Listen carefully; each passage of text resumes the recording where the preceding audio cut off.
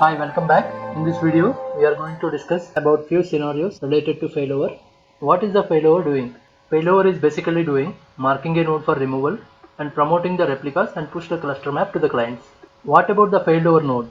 As we discussed, it is up to you. You can let it rejoin only after finding the cause or replace it with a fresh node. What about the replica data on the node that was down? Those replica copies will be missing. To avoid this, add a new node. So until we add a new node and perform rebalance, we are left with one replica less always. Is it still a healthy cluster? Since the data is fully reachable, we may call it as an active cluster but not healthy, since there are some replicas missing until we replace that node. You will also see a warning displayed in Couchbase UI regarding the replicas.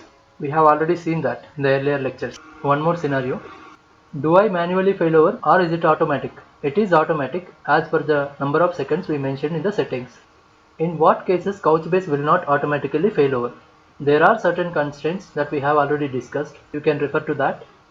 Can it auto-failover multiple nodes or groups? Yes, it can. Another scenario, node goes down, you failovered or auto-failovered, and then the node comes up. What will happen? Is the data stale? Yes, that is why recovery is needed. What are the ways to recover? Full recovery and delta recovery as we discussed. Which one do I choose? It depends. There are few factors to consider before choosing the best recovery option suited for you.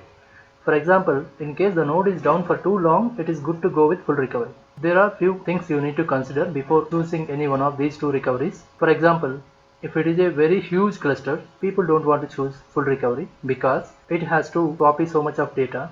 It's a costly operation in terms of CPU, RAM and network bandwidth.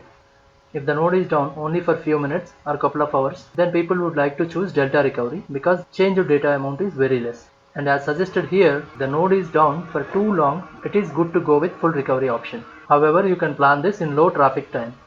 That is all about full recovery and delta recovery. See you in the next lecture. Thank you.